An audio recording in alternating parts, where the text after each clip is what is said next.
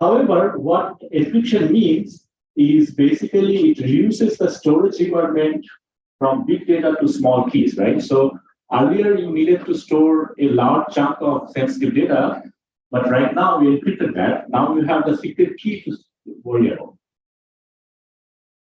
So the next obvious question is how to store the key. So one naive approach would be to store the secret key in a server, which is different from where you store the ciphertext. And obviously, it's not so great because it becomes a single point of failure, right? So if the server is compromised, then all bets are off. You're back to the original question. So typical enterprise solutions consider hardware objects known as hardware security modules or HSMs. And if you Google that, you see there are lots of options ranging from $40 to 100,000. Whereas they work pretty well in practical enterprise systems, they have their drawbacks. For example, there are side channel attacks on HSMs. There are lack of flexibility. That means they are very attached to the algorithms you are using. And if you want to change or update the algorithm, you have to basically wait for the manufacturer to come up with a particular HSM. And above all, it's not very easy to get good HSMs in a sort of reasonable cost. So typical solution sort of scales with scales a lot. And if you have a lot of keys to manage, then the expense can be really scale up quite fast. So we're looking for a software-only solution, and there are some enterprise solutions as well for this purpose. For example, one way could be one that's being offered by this service called Vault, which does basically is sort of simple secret sharing. In this case, it's just a simple additive secret sharing, storing the key in two different servers. And whenever you sort of want to decrypt, you have to reconstruct the key and use it to decrypt the ciphertext. So there is this problem of the snapshot attack, so-called snapshot attack, which basically requires, which basically means that the adversary can take a snapshot of the system when you want to decrypt the ciphertext, and at that point, basically, adversary has full access to the whole system. So basically, we want solutions which are software-only solutions, but we do not want the keys to be reconstructed at any time of the system. So a very natural approach coming into like any cryptographer's mind would be, what about general multi-party computation solution, right? So, multi-party computation allows this secure computation over private data without basically revealing any information about the input. In particular, think about this following functionality, which basically reconstruct the secret key within, and with that it can decrypt the ciphertext. And this entire computation happens in a secure manner. That means by the definition of multi-party computation, the secret keys or the secret shares are completely hidden, right? So of course, this is like, this solves the purpose of sort of without software solution, without reconstruction. However, while there is a clear benefit of using MPC, that it can basically compute any scheme, because the solution is generic, right? For example, there are a bunch of words on MPC of Advanced Encryption Standard, which is sort of the most popular and heavily used encryption scheme in the market today. The problem is there are some scaling issues. It's either highly interactive, so you need to have a lot of rounds of interactions, or there are solutions which are like low doesn't require a lot of interactions, but they're kind of quite efficient, quite inefficient, because they use tools like fully homomorphic.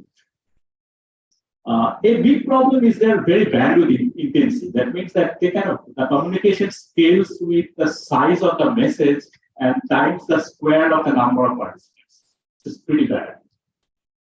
And furthermore, they have this non-black box user scheme. That means you have to sort of convert the AES circuit to a Boolean circuit, AES algorithm to a Boolean circuit, then do this gate by gate computation. So there is like a huge blow up with computation. So that means overall there are like huge efficiency issues, although there is one advantage that it's very generic and it can comply to standard at any point of time, right?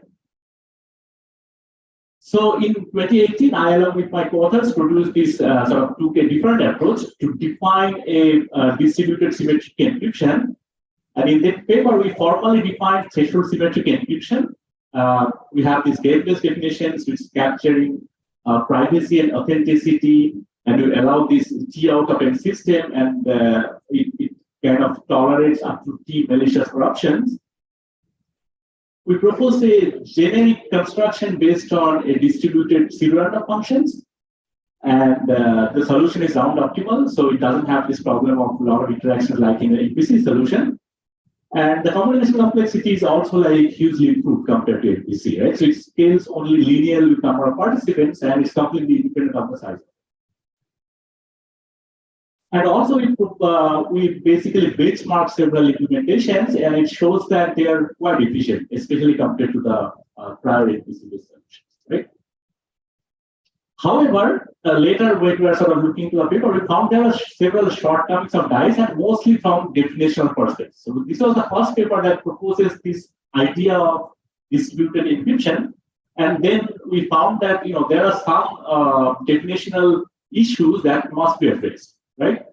So in particular, we had a kind of weaker privacy definition, and which was CPA style definition. So just let me remind you what is a CPA style definition. That means the adversary does not get access to the decryption order, which works pretty well in certain contexts, but a lot of other problems require sort of more than this, right? So you want the CCA style definition. In particular, we showed in this paper that a naturally insecure constructions, which is kind of trivially insecure, although it's a contrived construction, can be proven secure in DICE definition. We have a sort of the authenticity definition that was considered in that paper, also somewhat artificially slightly weakened, not because it was the inherent problem with the definition, but because the construction we had has a sort of a very unique style that the encryption and decryption queries are completely indistinguishable. That leads to some more weakening of the definition. And furthermore, in that paper, we only did like asymptotic analysis, and there was some security loss that we observed later, and that led to some conservative parameters. So in this work, we have an improved definitions, unified definition capturing both sort of the weaker version of CCA called RCCA and the sort of stronger version of CCA. And we did complete analysis with improved parameters. We proposed three constructions. One is, again, like sort of in the spirit of the prior work, we propose a symmetric only constructions, which works only for small n and t, whereas the other two constructions only works for like arbitrary n and t. Two of them actually achieve the weaker definition, that's like RCCA style definition. The other one achieved the CCA style definition. So we also did implementation. All of them are benchmark, and we just observed that we kind of get all these nice properties without much efficiency over it. So the rest of the talk, we'll be talking about issue with DICE privacy definitions, and then DICE construction. Then I just mentioned that the privacy definition had a sort of inherent issue with the definition, whereas the construction has certain properties that was that kind of incurred some further weakening in the authenticity definition, and point out the weaknesses of authenticity definition. And then we provide that what could be the remedy for achieving full authenticity and give the overview of two constructions. So let's start with the privacy definitions, like slightly dig deeper. So let's just recall that what is a standard message privacy in the completely non-interactive setting, right? So completely non-interactive, nothing to do with anything distributed, just a standard CPA style definition. The adversary makes several queries, gets a bunch of outputs or ciphertext corresponding to the plain text. And then at some point, the adversary sort of comes up with two challenges and gets a random message encrypted as a reply. And there will be like post-challenge queries. And finally, adversary makes a guess, right? So that's like the standard CPA secure definition. Now, coming to the distributed setting, so what happens here is basically now the encryption and decryption procedures, they are both distributed, right? So recall that in non-interactive setting, what happens that encryption is happening locally.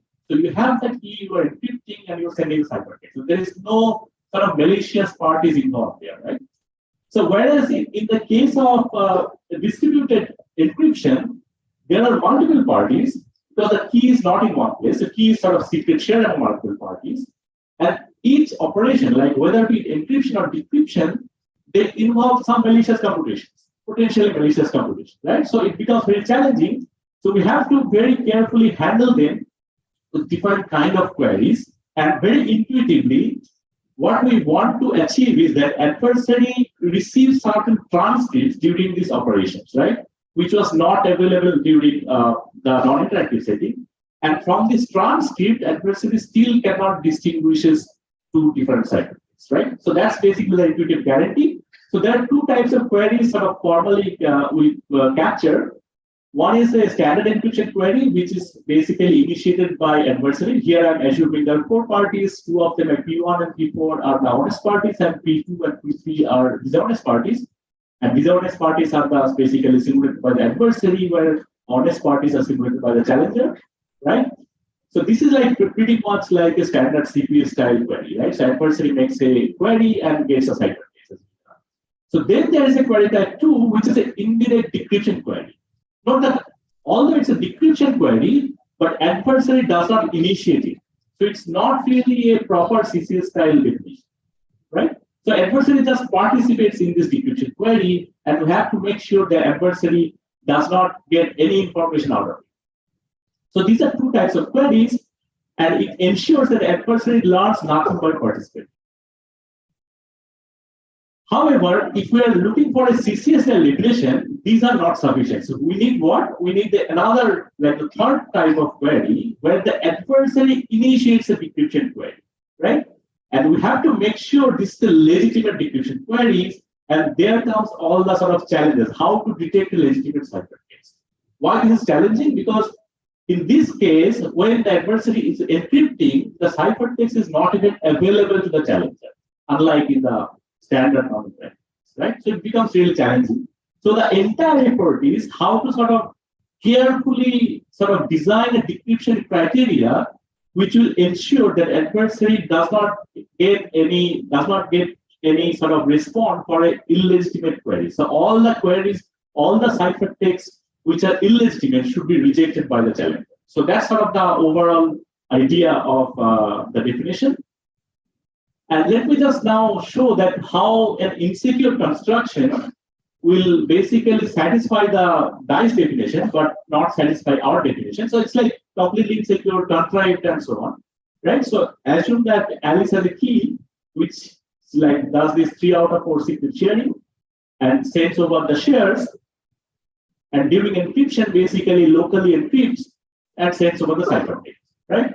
So now at this point, all the other parties have the shares of Alice's keys, and they have the whole ciphertext, right? So now, during decryption, what will happen is it will request for the shares of the keys from other parties, right? So Alice's keys, because it doesn't have the entire key, so it will request the shares of the key from P1 and P4 here. And as a response, it gets these two parts. And since we're in the 3 out of 4 setting, so 3 parts of keys are enough to reconstruct locally. So then it's kind of, it's kind of deja vu of this snapshot attack, right? So it's being reconstructed locally, and then it is decrypted. Now, of course, like it's immediately if Bob is adversarial, then Bob has access to Alice's whole key, and then basically it's completely insecure, right? It's like naturally insecure. However, note that in the DICE definition, there are only 2 types of queries, and none of them allow this direct decryption query, right? So this terrible scheme would be proven secure in DICE, and this should not happen. So that was kind of one of the main motivation of our new definition, capturing 6A security, right? So that's basically what it just said. No direct decryption query, that means it will be secure in DICE. Let me just mention that DICE constructions do not have this issue. So DICE constructions, I mean, this is like a very contract scheme. DICE constructions are sort of more secure than what the definitions are basically achieved, right? Okay, cool. So here is basically our definition. This is not to scare any of you because this definition really looks scary, but just want to highlight that we have to really carefully design all these criteria that each time there is a query here, each time we have to check, and once of bookkeeping, we have to check whether it's a legitimate decryption query, right? So yeah, so there are a few points. The decryption is only allowed if certain conditions are met, and we sort of intuitively try to sort of, we cannot like claim this is an optimal definition that we do not have the proof, but we can say that it's sort of intuitively optimal that further strengthening, that if you allow a little bit more from adversary, it will trivially break the scheme. The adversary can distinguish immediately any scheme, right? And for RCC and CCA, we have different criteria, like it's been pointed out here. So that's cannot like talk more about this definition. Just just encourage you to see the paper for full details. So let me just finally talk a little bit about the constructions with weaker authenticity. So let's jump into dice constructions and their problems, right? So again, like what authenticity means in standard non-interactive case is basically the adversary makes a lot of queries, gets a bunch of outputs, and at some point, the adversary has to produce a forgery, right? So that means that forgery, how do you define a forgery? That means adversary wins if this is a new pair of plain text items, right? So now how do we sort of define this? So now the main challenge becomes sort of how do we sort of track all these previous hypertext, right? So for non-interactive, it's trivial, right? So I receive a message, I produce a hypertext, I keep it in a list, right?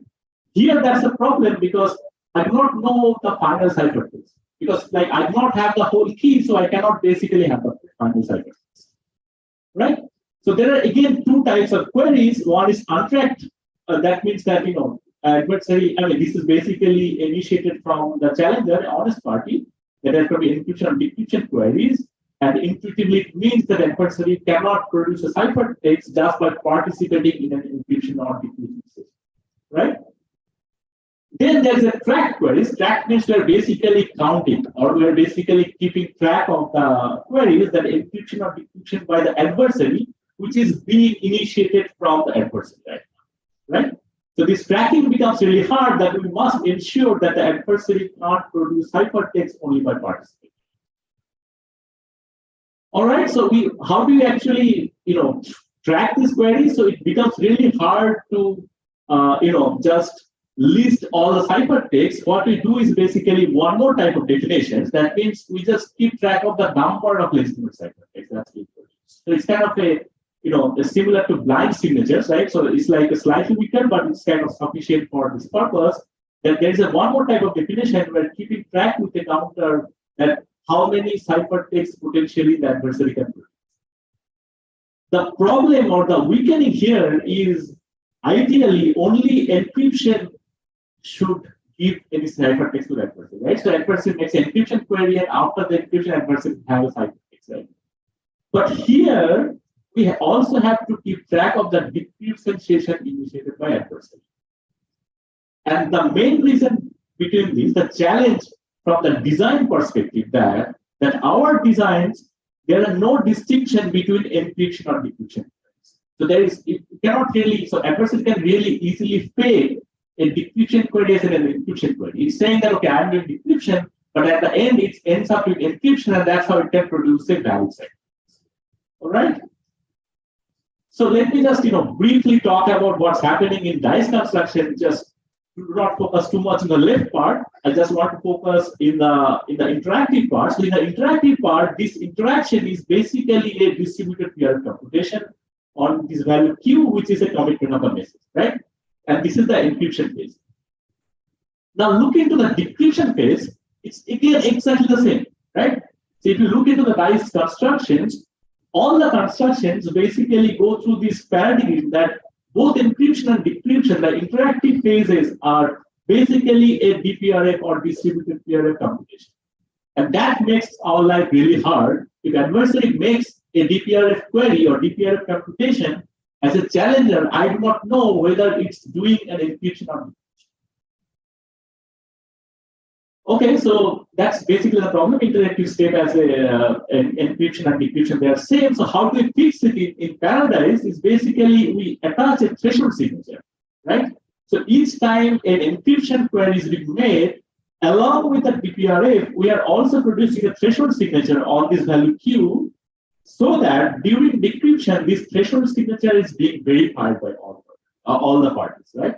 So now we have a distinction between encryption and decryption that if adversary is asking for a threshold signature computation, at that point I know it's an encryption query, and then I can track that by this query adversary is able to produce a legitimate ciphertext. But when I come into decryption, then there is a verification query. So there should not be any legitimate ciphertext that should be produced, right?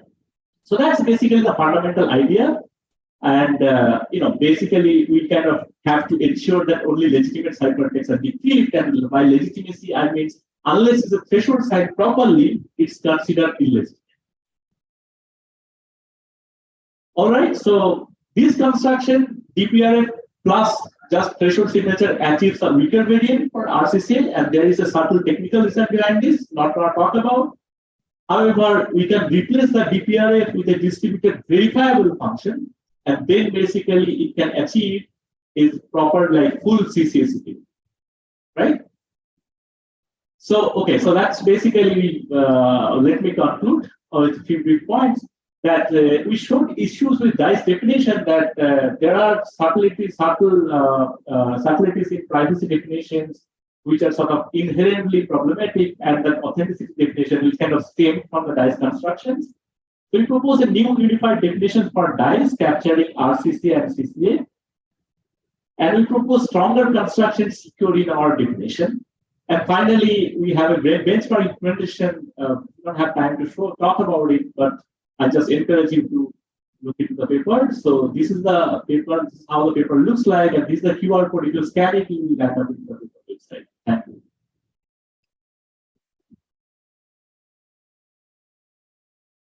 Okay.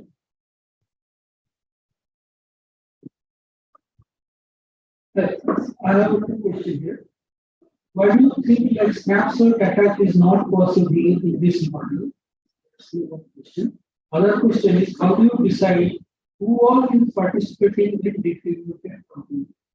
Yeah, excellent question. So snapshot attack is not possible in our model because in our model, basically, we never reveal the secret keys at any time. So they're always distributed, and we're ensuring that whatever transcript or whatever messages you're communicating, they are sort of hiding the secret key information properly.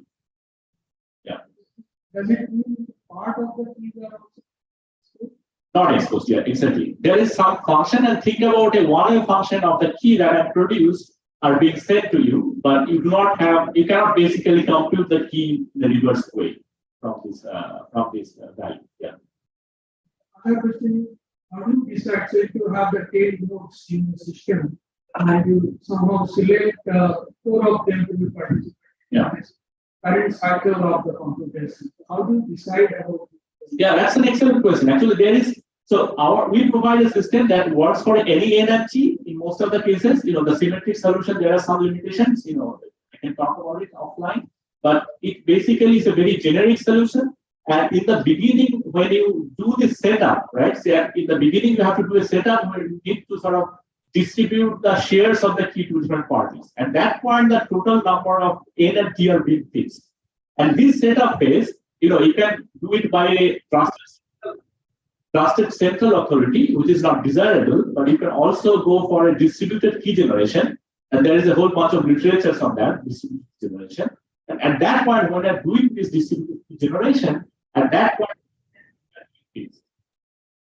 and after that, entire execution will happen keeping in the same energy in mind.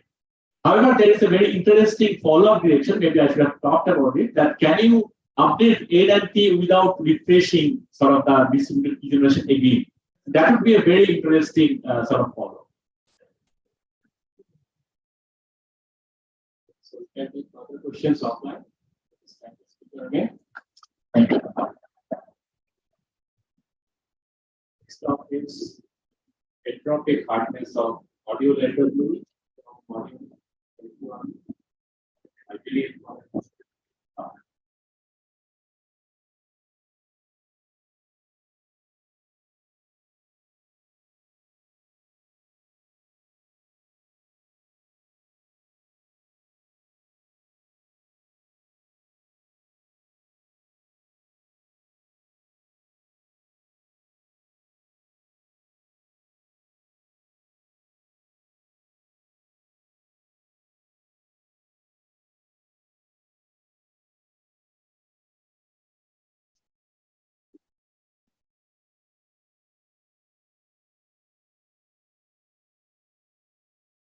Okay, can you guys hear me?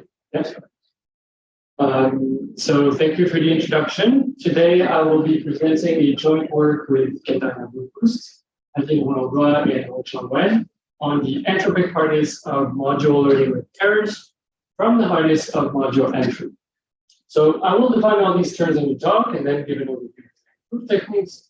But first, let me recap what our result is about.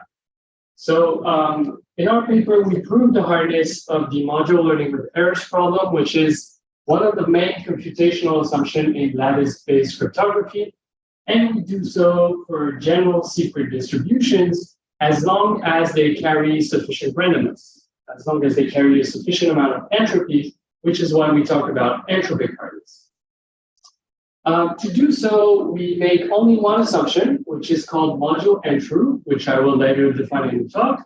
And then we work over general number fields in a rank-preserving manner, meaning that the rank of the module stays the same throughout the whole. We have a couple of side contributions as well. The first one is that our proof techniques and difference in assumption allows us to improve on the entropic harness result for ring LWE provided by Brackers-Ski and Dotling at TCC 2020. So this is when the rank of the module is 1. The second thing is that part of our work is dedicated to the spectral analysis of multiplication matrices over general number fields. So I won't have time to talk about this part in the presentation, but we have follow-up work at the Journal of Cryptology, which slightly generalized that part. Okay, so before we talk about all that, let me define a little bit more what we are talking about by defining the module learning with errors problem. As I said, it is a central problem in lattice-based cryptography, and it has been around for a little while, so maybe you are familiar with it, but it can be defined as follows. I give you a uniformly random matrix A over R mod Q, where R is the ring of integers of a number field. So you can think of a cyclotomic rings of sort if you're more familiar with that. And I also give you a vector T, which I generate as A times S plus E, where S is drawn from a distribution of secrets of size D, and D is the rank of the module that I talked about. And E is drawn from a short Gaussian distribution. And now the problem MLWE asks you to solve this noisy linear system, which is to recover S given A and T. And that's basically it about the definition of the problem. Now, one thing that is crucial in the problem is the error, because if the error is 0, then I can trivially solve my problem by just using linear algebra. And if E is way too large, it is going to completely drown the information on S, making the problem vacuously hard and making the crypto systems that I based on it completely inefficient and even sometimes not correct. So I have to kind of find the middle ground between these two extremes to have schemes that are efficient, correct, and everything, but also secure enough. One other thing that I didn't mention is how to choose the distribution of secrets. In the standard formulation of the problem, it is chosen to be as the uniform distribution over RQD. But here we take it as an arbitrary parameter and try to identify what are the necessary conditions on this distribution for the problem to be fine. So we want to assume the least amount of things about this distribution, and looking ahead, we will have requirements on its entropy and only its entropy to guarantee hardness. So this is why we're talking about entropic hardness. The reason why we focus on this problem specifically is because it is the base assumption for some cryptographic constructions. And in such constructions, the instance AT defines the buffer key, while the solution S defines the secret key. So in such systems, key recovery for PKD schemes or even signature schemes in the case of dilithium is exactly solving the MLWE problem. So we need to assess thoroughly its hardness in order to guarantee that these schemes are secure. It's not going to be sufficient, but it's going to be necessary. Yeah. choices are that I'm sorry, I didn't hear the question. what may be the other choices for the distribution from which we are choosing error? Except Gaussian.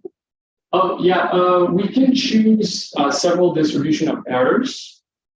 Here in this work, we work only with Gaussians. No, what are the choice? No, you said this. Gaussian we can choose E. Maybe we can, yeah, I'm not sure I understand the question, so maybe ask it later. Thank you. So yeah, we need to assess the hardness of this problem to ensure security. And even more so because these schemes that are based on MLWE are on track to be standardized and deployed. As many of you may know, NIST has recently announced the future post-quantum cryptography standards a few months back, and both Crystal, Kyber, and Lithium are not only based on lattices, but they're directly based on the hardness of MLWE. So we need to assess the hardness of this problem. And they also appear to be the ones that are going to be used for national security protection, as they will be part of the CMXA suite deployment. So it's really paramount to evaluate the hardness. Now, the reason why we didn't want to assume too many things about the secret distribution is motivated by the resilience against leakage of such schemes. Let me describe a quick example for that. Assume that I have an attacker that performs some kind of physical attack, so a cold boot attack, to recover the long-term secret key. So they recover a noisy version of the secret key, S tilde, which is equal to S plus some S prime, which is a random perturbation. So this random perturbation is typically due to the hardware. And here I depicted it with zeros at the top just to visualize that it has a lower entropy than S, but obviously it won't be that case in practice. So they recover this secret vector S tilde, and they can target a new MLWE instance by computing delta T, which is equal to A S tilde minus T, which equals to A S prime minus T. And now, what I want for security is to know under what condition on S prime is the problem still hard. Because now S prime has a lower entropy, so potentially the problem gets easier. So I want to know basically the threshold of entropy above which the problem stays hard. And my intuition is that if S prime has enough entropy to begin with, I will have entropic hardness. And this is what we quantify by this conditional entropy at the bottom of the screen here, which is the entropy of S prime given A and AS prime plus E. And if this is large, then my problem MLWE with secret S prime will be hard to solve, meaning that I won't be able to recover S prime in a reasonable amount of time. So basically what this entropy says is that the function that takes S prime and transforms it into AS prime plus T loses enough information on S prime for it to be recovered, meaning that I will achieve the hardness of my problem. So this is what I want to determine. So we've now defined MLWE, we've now defined what we want to achieve about this, which is entropic hardness. And I said at the beginning that I have one assumption, which is module n-true, which I'm going to define right now. But first, let's start from n-true, which more of you may be more familiar with. So n-true is a decisional assumption that states that it is hard to distinguish between a uniformly random polynomial A over R mod Q from a ratio of typically small Gaussian polynomials F and G. And this assumption is used at several occasions in lattice-based cryptography, and typically it resulted in the signature scheme Falcon, which has also been standardized. But in our case, we work with matrices or vectors, so not just string elements. So we want to generalize this assumption a little bit. But since I consider inverses, my natural thought was to generalize with square matrices. So I define a square version of module n-true, which says that a square matrix A uniformly random is indistinguishable from this G times FQ inverse, where FQ inverse is the inverse of F modulo Q, so not the rational inverse here. But this is very limited to square matrices, and as I said, I want potentially rectangular matrices or vectors in the case of ring LWE. So what Barkowski and Dawkins did for ring LWE, so with vectors, they decided to randomize some n-true instance with two weight Gaussian vectors, E and E prime. And so essentially they have E times this n-true instance G over F plus E prime. But now to argue that this is close to uniform, you need an extra assumption. Basically, you first replace this G over F by some random polynomial A. This is your n-true assumption. And then you have A times E plus E prime, which is a ring LWE instance in permit normal form. So permit normal form means that E and E prime follow the same distribution. And so now you have pseudo-randomness of vectors, but you need this extra assumption, H and F ring LWE.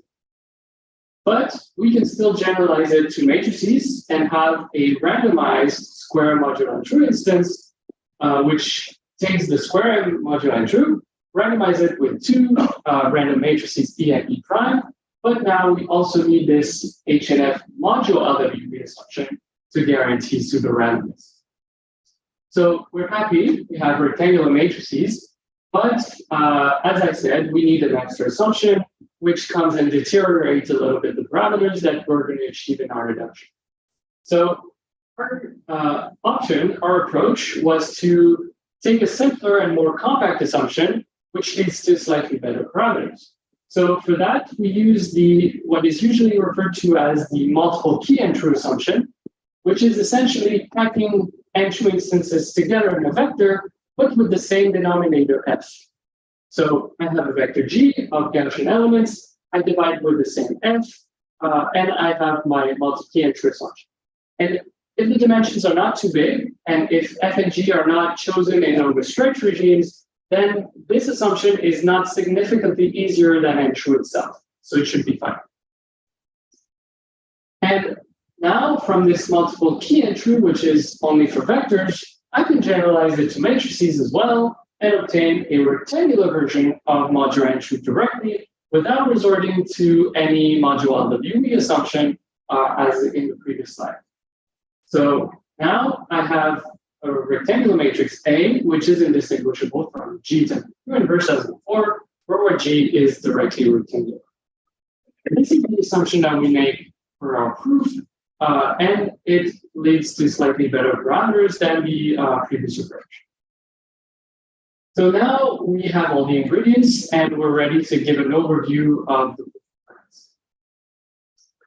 So remember, my goal is to prove that it is hard to recover S given A and AS plus C. And I don't want to assume anything about S, except that it has a certain amount of entropy. And in the end, I want to determine the threshold of entropy above which I have hardness guarantees. So let's start with the first step, which is a pseudo-randomness step, where we will use our assumption. So I argue that it is for an adversary, he won't have a significantly larger advantage if instead of choosing A fully random, I choose A as G times F inverse.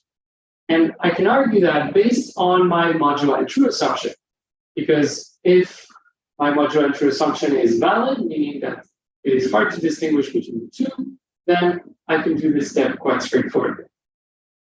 And now I will evaluate the lossiness of this new function, saying that it loses enough information on S. So I have G of Q inverse times S plus E, and I want to slightly change how the error is generated. So I will decompose the error and generate it as G times F inverse times E1 plus E1. And I can do that if I choose carefully all of the Gaussian parameters, so that it is indistinguishable between the two situations. So this will give us condition on all the Gaussian parameters, but I can do that. Okay, so now I can factor G out, And I have this big expression at the top, which I hope is lossy enough.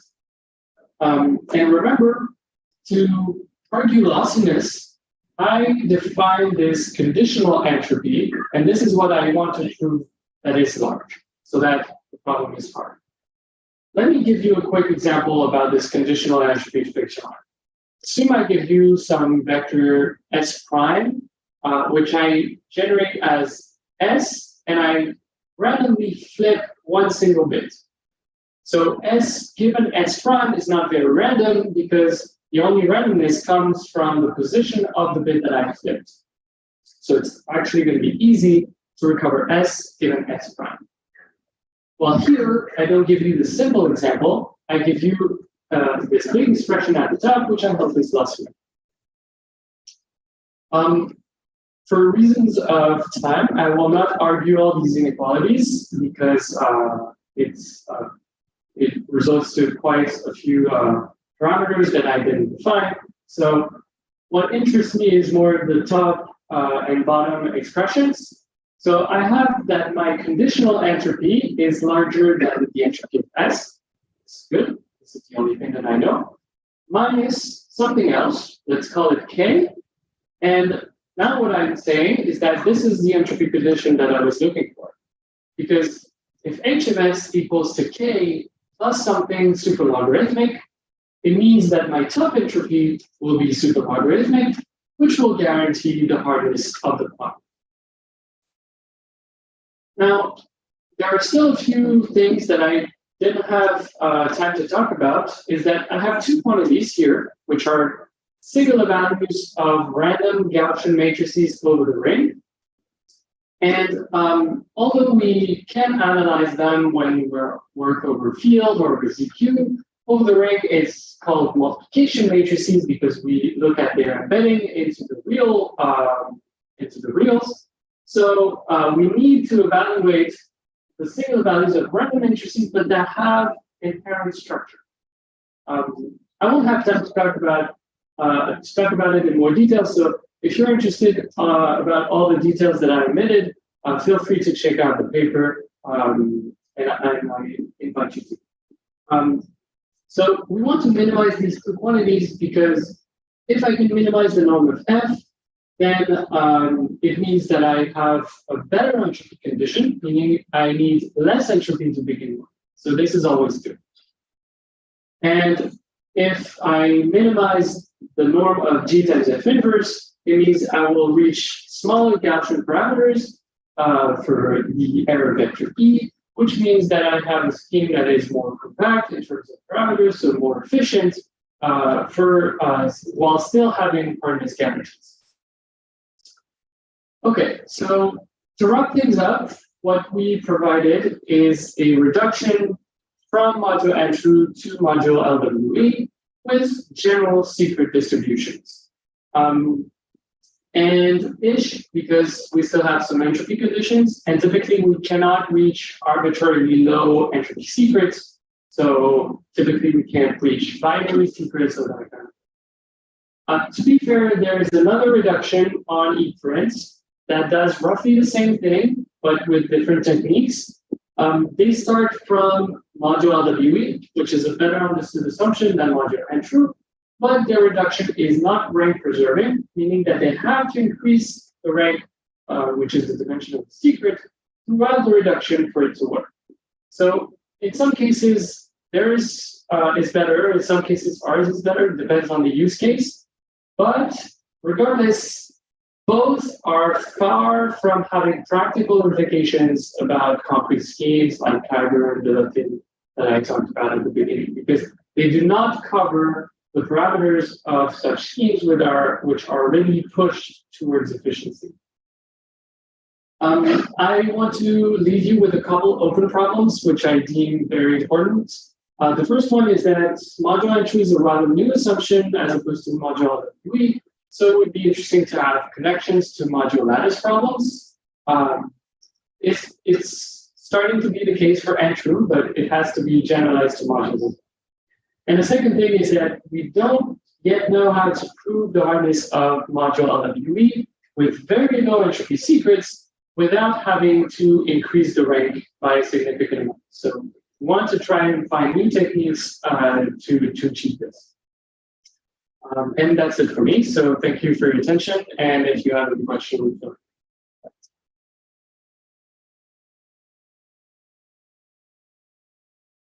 questions?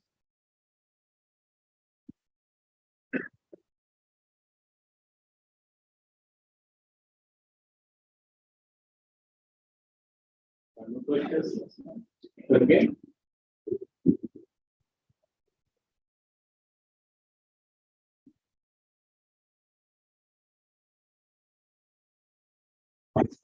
These two talks are online.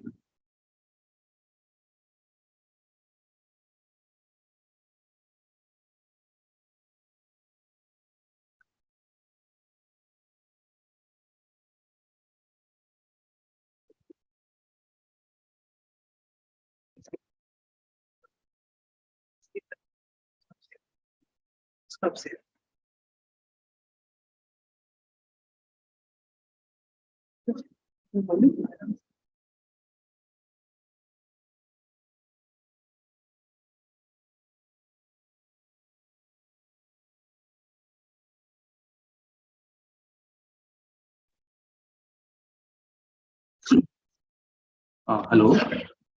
Hi, can you hear me? Can you hear me? Yes. Can I share my screen? Start sharing, please.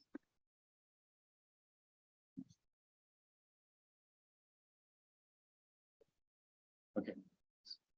Hello? Yeah, we can hear you. So the next okay. talk is on new formalization and general constructions of adapter signatures, and Vaidai will give the talk. Over to you. Thanks. Can everyone see my screen all right? Let me flip through one slide. Oh, okay. Let me start then. All right, hi everyone. My name is Wei Dai, and today I'm going to be talking about stronger security and generic constructions for adapter signatures. Actually, let me uncheck the video as well. Okay, so, and this is joint work with Tatsuyaki Okamoto and Go Yamamoto, and the work was done at NTT Research. So let me get started. The outline of the talk for today is as follows. First, we'll go to discuss the background and motivations for adapter signatures. And then we'll be discussing the security definitions for adapter signatures, in particular about the prior definitional gaps and our new strengthened security notions, as well as a new notion which we would call unlinkability. And then we'll discuss our generic constructions from any signature scheme and relation, as well as new schemes achieving unlinkability generically. So let's get started. What are adapter signatures? Well, let's consider the following scenario where we have a signature scheme with 3 algorithms: key generation, signing, and verification. Alice will first sample a key pair and holds the secret key and publishes her public key. And on the other hand, let's consider a hard relation that Bob will generate an instance a witness pair for. Bob will publish the public instance Y and hold the secret witness small y. And now suppose a scenario where Alice and Bob would like to enter into an agreement of the following form. It says that if Alice releases a signature that is valid on some message M under her public key, then she should obtain a witness small y for the instance big Y. If Alice and Bob enter into such a following agreement, it means that one of the following scenarios will happen. Either Bob obtains a valid signature of Alice on the message M, and Alice obtains a secret witness Y, or neither of them should get the information.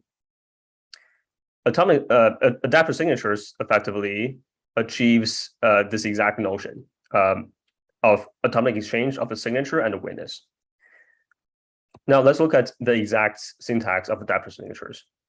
There are 4 algorithms in adapter signature scheme for underlying signature scheme and hard relation. The 4 algorithms are pre-sign, pre-verify, adapt, and extract. And again, as the previous scenario, we'll have Alice hold the public and secret key, and Bob will hold the instance of witness pair. Alice will like to obtain the witness Y, and Bob will like to obtain a signature. And here we'll run through the syntax of the adapter signature in a scenario where Alice and Bob will like to exchange this information through a public ledger. In the first step, Alice will run the pre-signature algorithm with her secret key to sign on a message M with associated instance Y.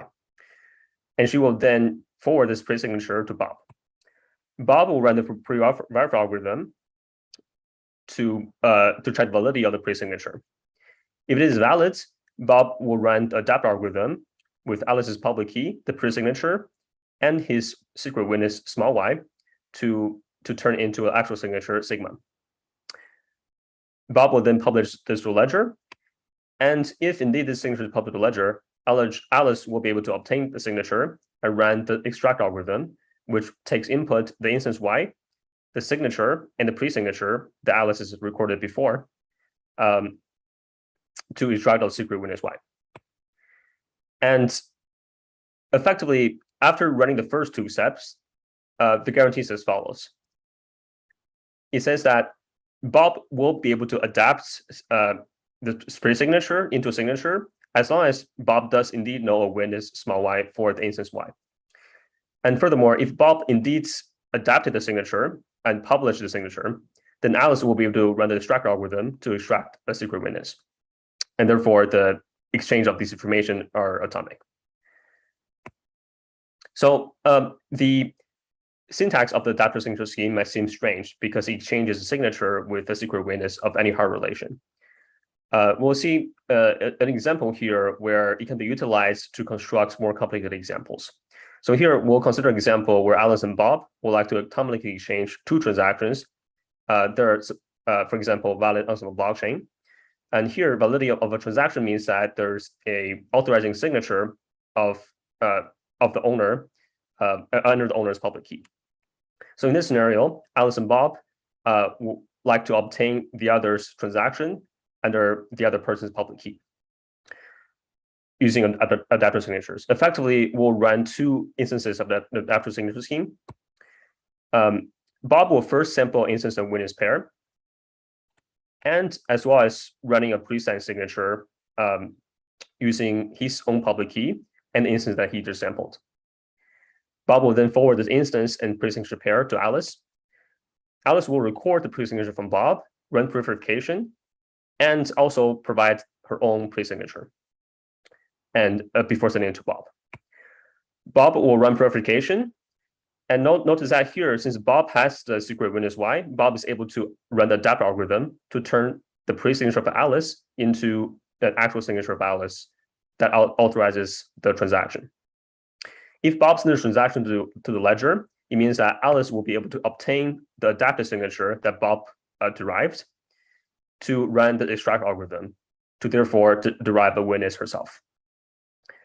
And if Alice obtains a witness, she will then be able to run the adapt algorithm to turn the pre-recorded pre-signature from Bob into an actual signature that authorizes the transaction from Bob.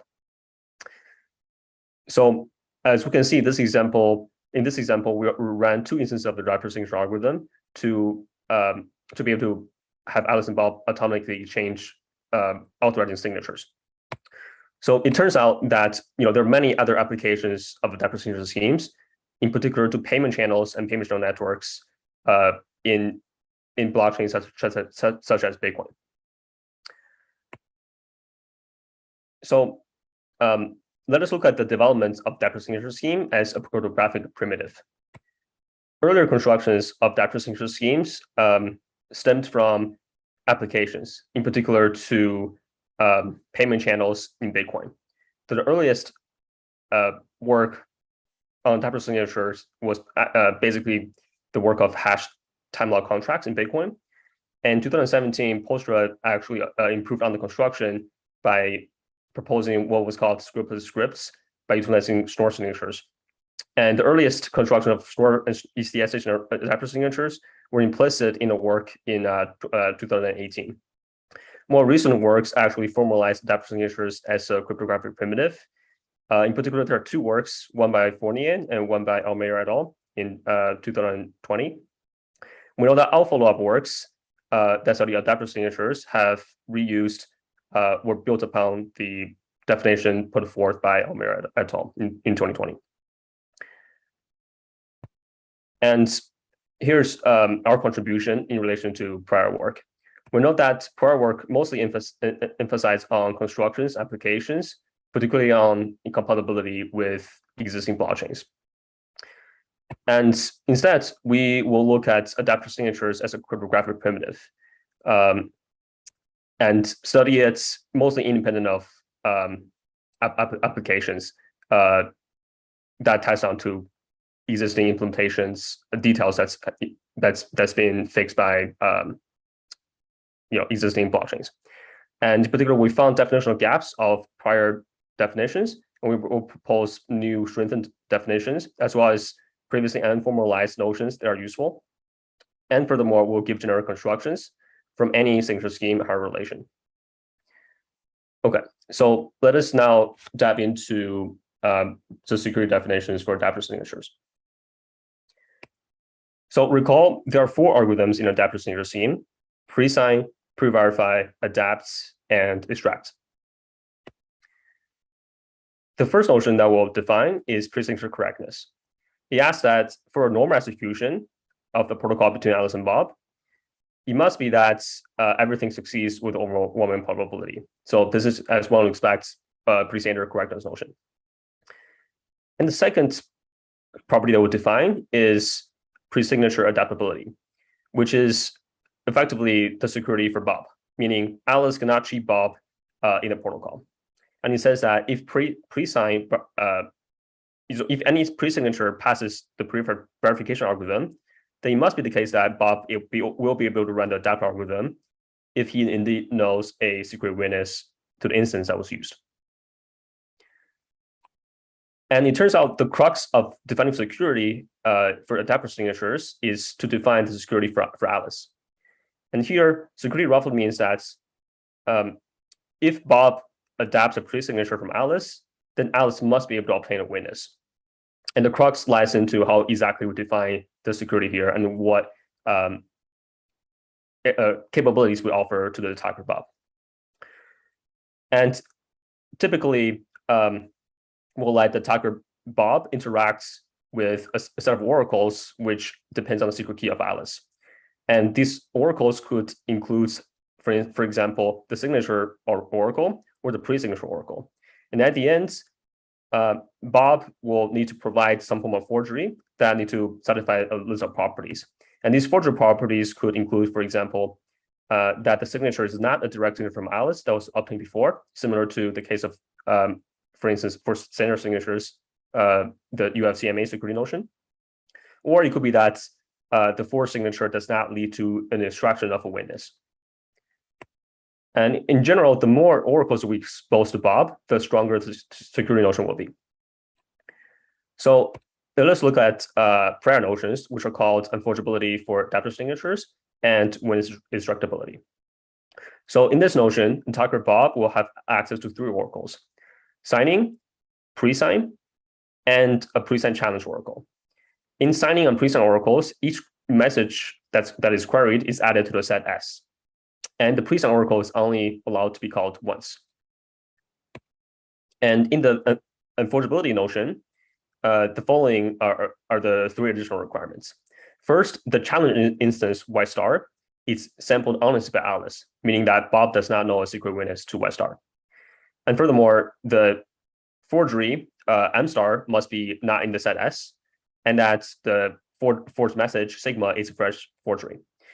And if you're familiar with unforgeability for standard signatures, this is effectively extending upon that notion with additional pre-sign oracles capabilities to the attacker. And the second notion is called witness extractability.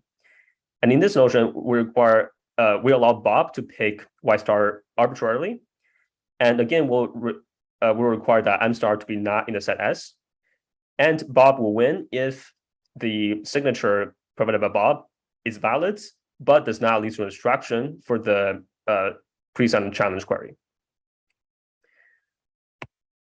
And we'll note one main problem with these security notions is that the challenge oracle can only be called once.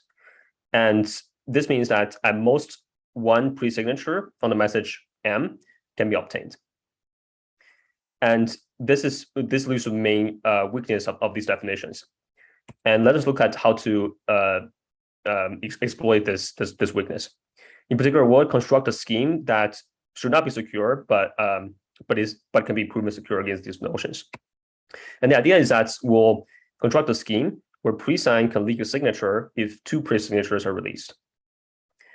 And the construction is simple, and it is as follows. Effectively, first let F be a PRF and ASIC be a secure adaptive signature and SIG be a secure signature scheme. We will effectively conduct a deterministic signature and release either a one-time pad itself or a one-time pad encrypted deterministic signature, depending on random coin flip. And the signature and the one-time pad is derived deterministically from the PRF, applied to with secret key as the PRF secret, applied to the message and instance pair. So effectively, if two pre-signatures are obtained from this pre-sign algorithm, then the observer can obtain a signature with probably at least a half. So in conclusion, these prior notions are effectively insufficient security targets. But this does not mean that the scheme proven secure against the prior notions are insecure. It's just that the security targets themselves are not the strongest ones that we could consider. So let us look at our strength notions. The first of which is called full extractability. And in these notions, again, we'll have the signing on pre-sign oracles. And we'll make one slight modification, which is that we record the entire tuple of input and outputs from the pre-sign oracle. And the tuple being the message, the instance, and the pre-signature. And additionally, we'll add an additional oracle that allows the attacker Bob to query honest instances from the hard relation and record the instances in the set C. Effectively, the new Y and pre-sign oracles together can allow Bob to simulate any number of challenge queries in prior notions. And we'll say that attacker wins if only if the message pair returned from the attacker satisfies the two following properties. Again, one, that the message is fresh, meaning you query it to the signing oracle. And second, that extraction fails against any pre-recorded tuples from pre-sign. And we can actually modify this security notion slightly to also effectively include the strong unforgeability notion from standard signature schemes. And in here, we simply make the slight tweak to record both the message and signature and to the set U, and whereas where we also check the forgery to be the fraction of forgery against the same set. And in our work, we show that effectively strong full extractability implies prior notions, but prior notion does not imply full extractability because of the counterexample that we showed before. So our security notions are strong security notions with many oracles exposed to the attackers. However, security proofs against these notions are quite complex because of the number of oracles involved. So to facilitate easier proofs, we also consider simple notions that imply these two strong notions. And the first notion we consider is called simple extractability. And in this notion, there's only a single oracle that's exposed to the attacker Bob, which is the pre-sign oracle. That's from before. And we said the attacker will win if it simply responds with a message signature pair that is valid and that does not lead to any extraction. And the second notion that we'll consider is called unique extractability, which says that the attacker will win if it returns effectively two different signatures against a message instance and pre-signature pair, such that both signatures will extract, but are different. Okay, so if we consider these simple notions, what we have is as follows. To derive full extractability, we simply need to prove simple extractability and assume one witness of the relation R. And to get the stronger notion of strong full extractability, we simply need to additionally show that the scheme is uniquely extractable. So effectively, for any scheme, as long as the relation is hard, we only need to prove simple and unique extractability to get these two strong secret notions. And finally, we introduce notion of unlinkability. And roughly it says that unlinkability roughly says that an adaptive signature and a regular signature are indistinguishable. And more formally, we require the indistinguishability of the following two distributions for any instance y and small y. And the left distribution is exactly a signature, and the right distribution is assuming that we start from instance y, and when it's small y, we first do pre-signature and then we do adapt. And slightly more formally, we also need the above to hold, even if the distinguisher have access to signing and pre-sign oracles. And you may ask, like, why is this notion useful? It turns out that for atomic swaps, for example, it has notion of privacy because it allows atomically exchange signatures to hide among regular ones. Okay, so now let's jump to constructions. And recall that to construct a adaptive signature scheme, we first need to consider the underlying signature scheme and relation R. And our constructions will be generic from any signature scheme and relation R. However, we first need to, for the given signature and relation, construct an augmented signature scheme, which we call sig R. And our adaptive signature scheme will be defined against sig R and the relation R, but not for the actual starting signature scheme sig. So let's go into a bit more detail. Let's consider any signature scheme sig and relation R. We'll consider following augmented scheme sig R. The signing algorithm simply samples instance of witness pair and attaches it on to a regular signature. And verification simply checks that the signature is valid and that the instance of witness pair is in the relation. And here, one tweak that we made was that the signature is both on the input message and also on the instance that was sampled. And this effectively formalizes the hashed time lock contracts in Bitcoin Lightning Network as a adaptive signature. And in the adaptive signature scheme for this signature scheme can be shown as follows. So pre-sign simply signs the message instance pair and returns the signature and the instance. Pre-verify simply verifies the signature. And adapt simply attaches on the witness to the already there signature and instance pair. And extract is also trivial because now the witness is simply encoded in the signature itself. So you might say that this construction is basically trivial, and indeed, it is effectively what's happening because it's similar to how hash lock contract work in Bitcoin.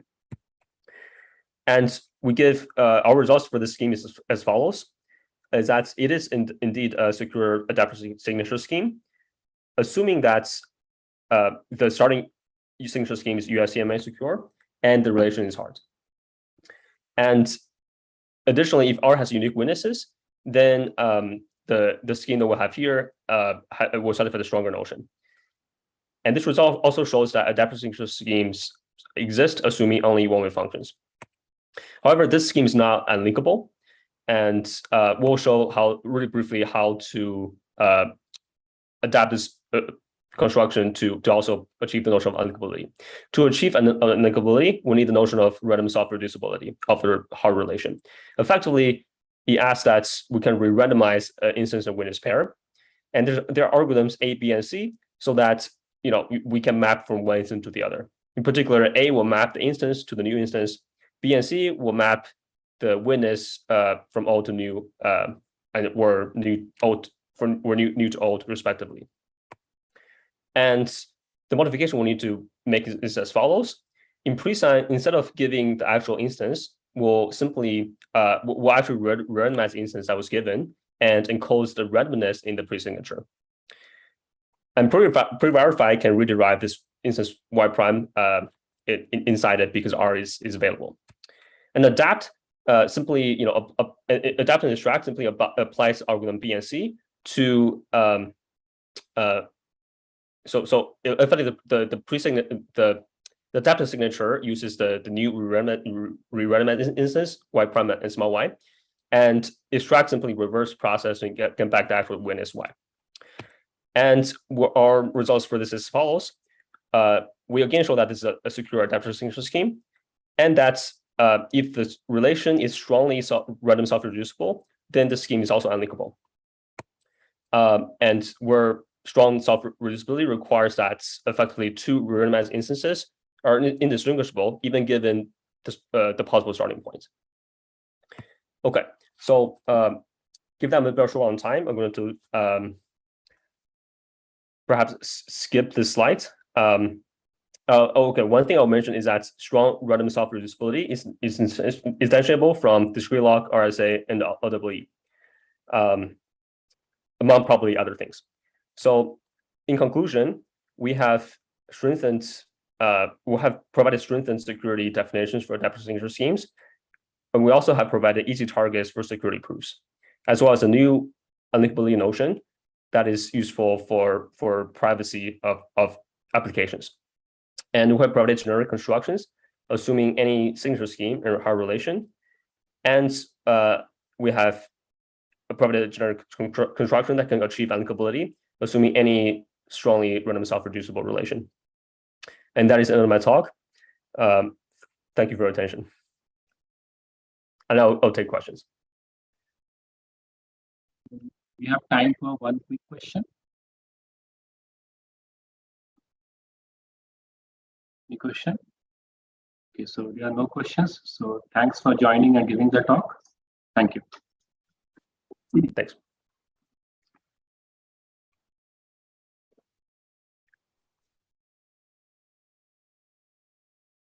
So, can I share my slide? Yeah, can you hear me? Yes. Yeah, so please share your screen. Yes.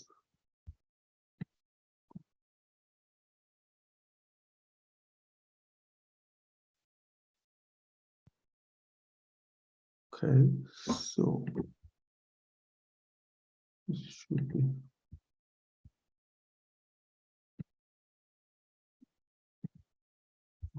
Can you see my slide now? Yeah, we can see your screen. Okay, so the next talk is CRS updatable asymmetric quasi-adaptive basic arguments, and Behzad will give the talk. Over to you.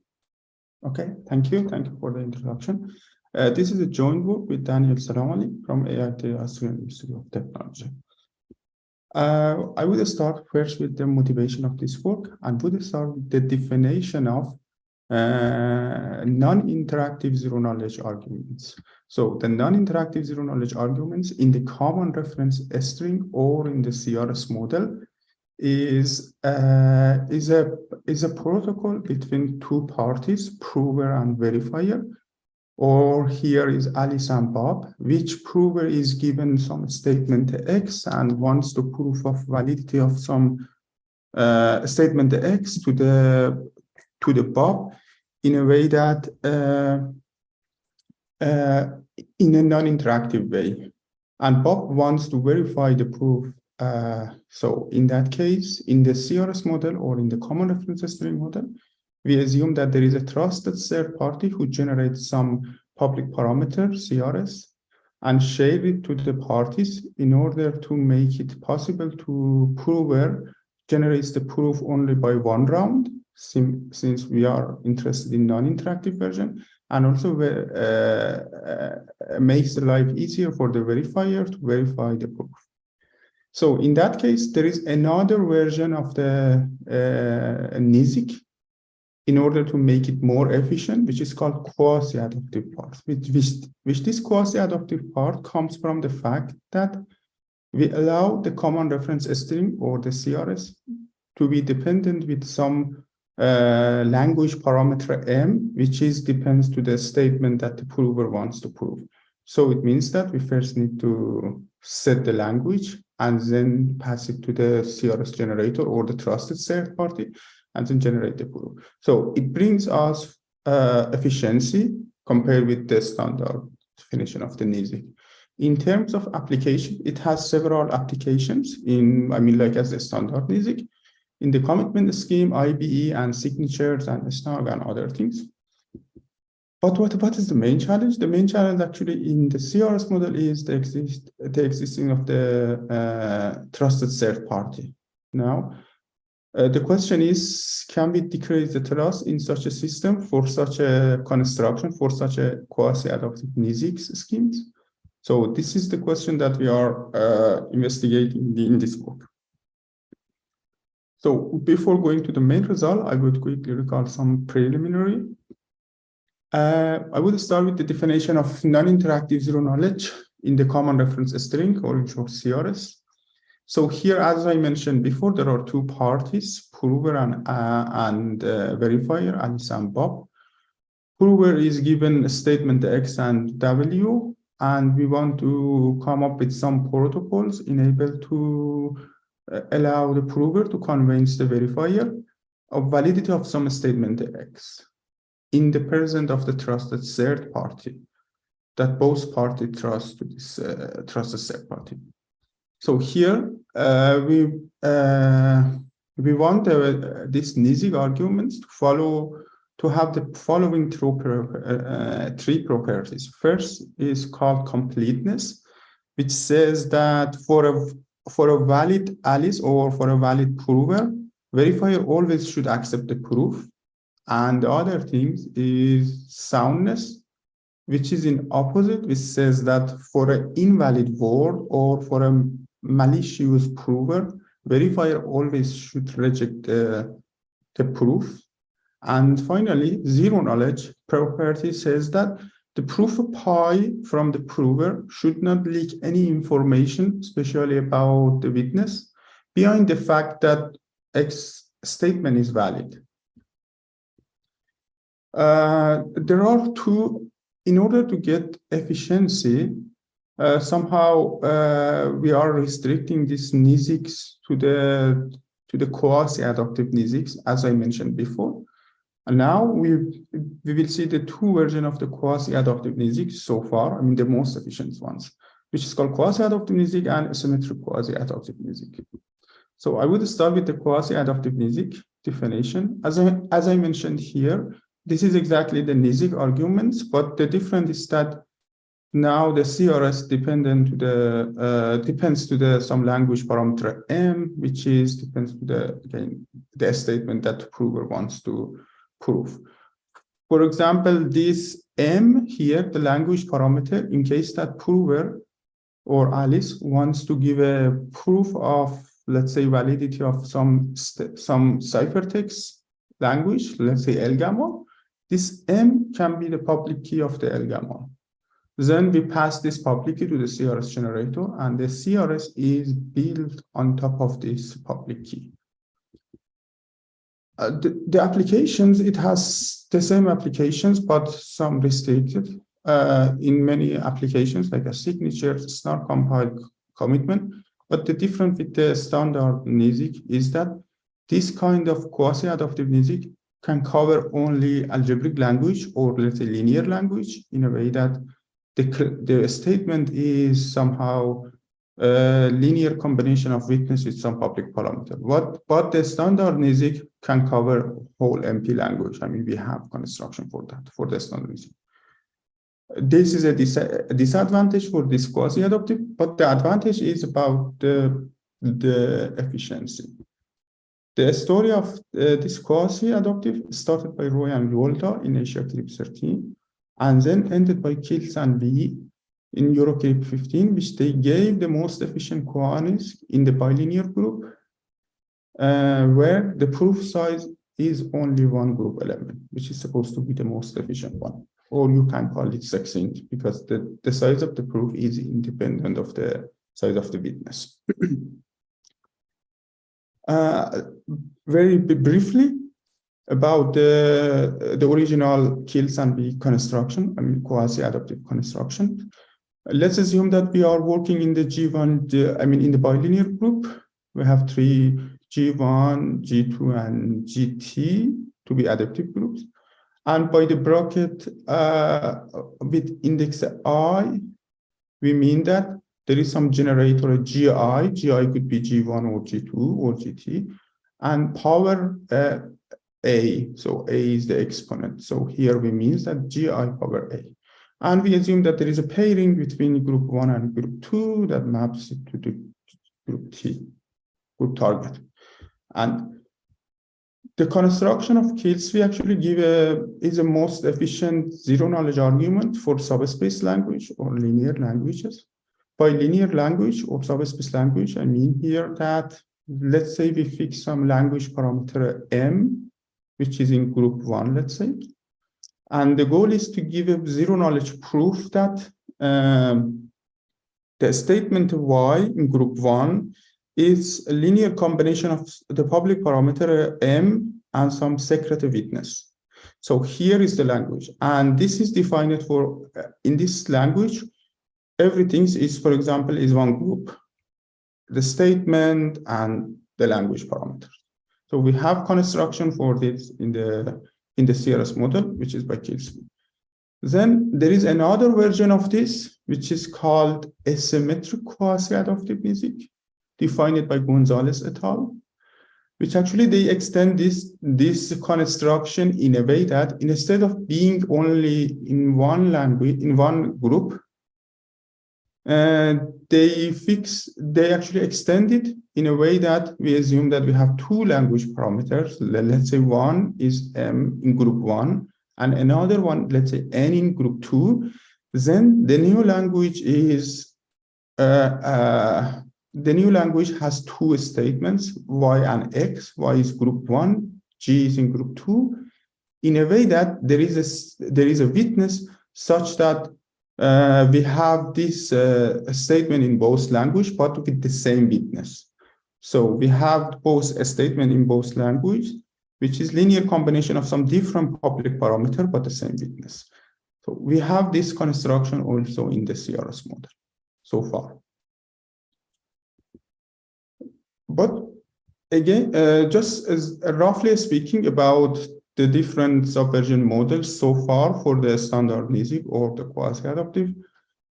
One is that we have three models in the subversion point of view, which first is called CRS model, which I have been talking about it so far. There is a trusted third party, which is trusted by both parties. So here, this is the strongest one, because we need, both parties needs to trust to a person or an algorithm to generate some public parameters in order to make it non-interactive. But later, also there is another model which is called subversion ZK model, subversion zero knowledge model, which in that model allows to remove the trust from the prover sides, from the Alice sides, in a way that Alice does not need to trust to the CRS generator. So from her point of view, CRS can be either a verifier or some malicious guy, or both can be the same one. And in that case, we have two constructions for the NISIC that we gave, one in 2017 Asia-Crib and also PKC by Fuchs-Power. But still, prover needs to trust to the CRS generator. But zero knowledge holds even prover doesn't trust to the CRS generator. And the last one, which is called updatable snark. Actually, they try to remove the trust from the verifier sides as well, in a way that in such a model, prover does not need to trust to the CRS generator, just needs to run some algorithm to check the well-formness of the CRS. And verifier also doesn't need to trust to the CRS at the cost of either updating once the CRS or trusting to some external guy to just update the CRS at only one time. So from the verifier point of view, if the updating of the CRS is done only one time correctly, then it's enough to get the soundness. So in the rest of the talk, we are trying to somehow to see how we can construct this asymmetric quantities by the Gonzalez et al. In issue 15 with the updatable model. So here, so far, we have seen that there is a quantities algorithm. Quantities in the CRS model, we had two versions: quantities by Kilsan V and asymmetric quantities by Gonzalez et al. So we have an updatable version of these quantities by Kilsan V by Lipma 20, but still for another branch, it was unknown before this work how to construct these asymmetric quantities in such an updatable model, which none of the party needs to trust to the CRS generator. So in this talk, we are gonna focus on this line. So now let's go to the our results. So here, actually, we were trying to somehow move this move these asymmetric quantities by Gonzalez et al. to the updatable setup in a way that zero knowledge holds, even Alice does not trust to the CRS generator, and also soundness holds, even verifier or Bob doesn't trust to the CRS generator. To this on. To guarantee the soundness in such a model, or we call it, let's say, updatable soundness,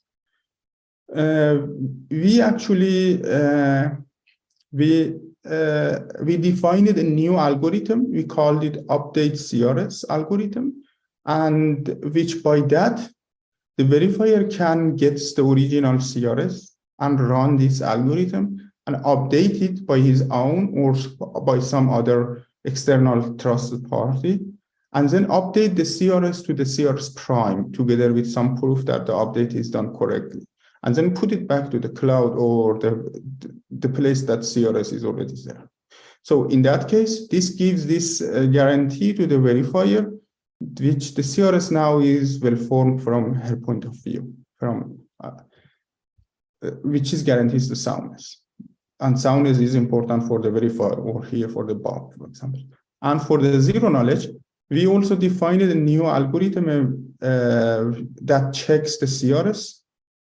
We called it VCRS, and this is given to the Alice or to the prover in order to check the new updated CRS to see if it's computed correctly or if it's well formed. If it is, then prover continue with that to generate the proof. For that, we started with the asymmetric quantities in the CRS model, and we add some new elements in the CRS. We add some new elements in the CRS to make the CRS to be updatable in a way, and then based on the new elements that we added in the CRS, we constructed an update CRS algorithm in a way that this update CRS gets the public parameter or the language parameter and plus the original CRS, and outputs a new CRS, which is updated CRS, and with some proof that this update is done correctly. And this algorithm is given actually to the verifier, and first verifier by having the CRS. Since we want to remove the trust from the verifier side, so verifier doesn't need to trust to the CRS generator. He just gets the CRS and then run these algorithms and output the new CRS, which is okay by the verifier now because he updated it himself, and together with some proof, and back it to the cloud. And the new CRS will be CRS prime and the proof that this CRS is updated correctly. And then, in order to guarantee the zero knowledge, which is important from Ali's side or prover's side, one needs to make the CRS publicly verifiable. I mean, that's coming from the other party, let's say. So here, we again add some new elements in the CRS of asymmetric coordinates, GHR15, to make it publicly verifiable. And corresponding to that, we defined a new algorithm as various CRS, which this new algorithms gets the two public parameter, the two language parameter M and M in different groups, and the updated CRS and the original CRS, and checks if the updated CRS is well formed or not. And why it is important? Because if this algorithm output 1 or says that, okay, the CRS prime is well formed, then this gives us the guarantee that there is a trapdoor. There is a trapdoor TC related to the new updated CRS. And which is good, then later improving the ZK, improving updatable zero knowledge, we can actually use this fact. We can use this fact to remove to somehow overcome, solve this issue by coming the fact that this malicious trusted third party, malicious third party might be in the verifier and might generate some garbage CRS and send it to the prover in order to get some knowledge of the witness of the prover. So to this end, we first run this new algorithm via CRS over the updated CRS. And if it outputs 0, then it means that this is not, there is no trapdoor inside that. So we just no need to simulate. But if it's output 1, then it means that this is updated correctly. And we need now, so this verification guarantees that there is some trapdoor TC inside the CRS prime. Now, based on some non-falsifiable assumptions, BDHKE assumptions, which I explain now, and some extractor, one can extract the trapdoor from the CRS prime and then pass this trapdoor to the simulator in the zero knowledge proof to simulate the proof and come up with the and finish the zero knowledge proof. So here, just roughly speaking about this non-falsifiable assumptions, BDHKE assumptions, which is called bilinear Diffie-Hellman knowledge of exponent assumptions. In a simple way, this assumptions is in the family of the non-falsifiable assumptions and says that, let's say we have two generators in two groups, G1 and G2, and this generator is given to some algorithms or to some algorithms, and if these algorithms can output G1 and G2 power some exponent, let's say X, in a verifiable manner, in a way that we can check that this X is in both groups, then it guarantees that the algorithm knows the exponent X. So we use this fact and combine it with the new elements that we added in the CRS to extract in a non-falsifiable way the trapdoor of the CRS and to make the proof actually go through. Here, the difficulty actually comes from the fact that we need to add some different algorithms, some different new elements in the CRS. But adding new elements in the CRS is not, it's not, should be tricky in a way that you might add some new elements in the CRS in order to make the zero knowledge holes, but it might break the soundness in the other way. For example, the malicious verifier might have some more data or more information in the CRS in order to somehow get some information of the trapdoor of the CRS and later use it to get some information of the witness. And also in the other way around. If you add some elements to get the updatable soundness or to get the CRS to be CRS updatable, then it might breach the zero knowledge it might leak some information of the trapdoor to the, for example, the malicious verifier or malicious prover, and then use it to somehow generate the proof without knowing the witness. So these are the difficulty. Then this adding new elements to get these two property actually is tricky.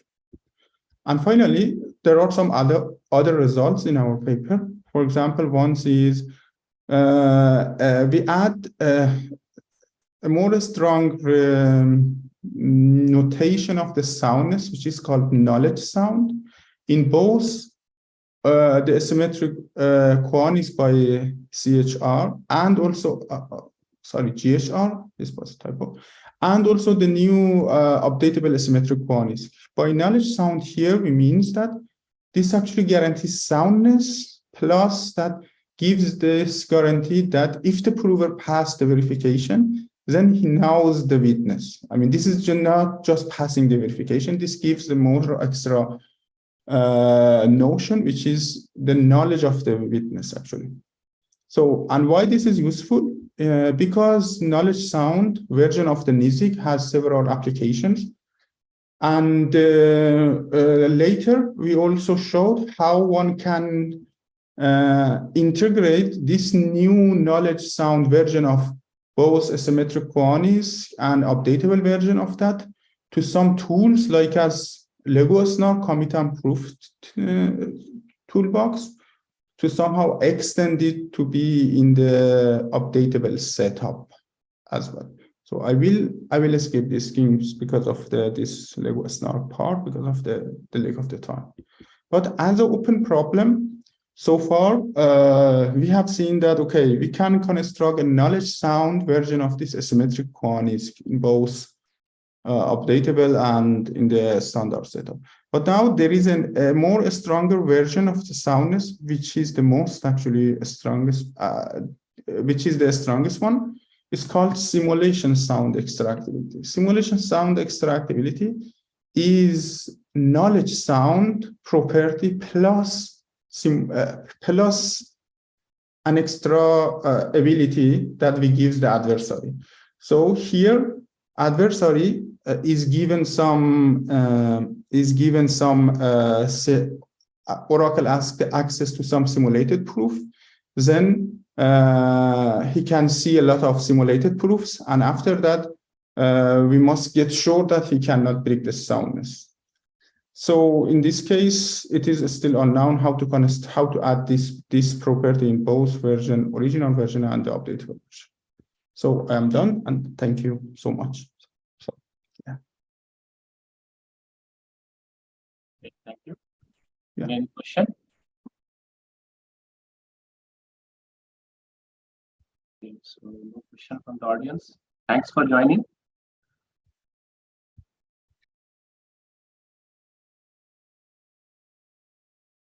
I couldn't hear you. So is there any question? I just missed your voice. Yes, there's no question from the audience. Okay, yeah. Okay, so thanks, yeah. Thank you. Yeah, thank you. I will stop sharing. Yeah, thanks. Yeah.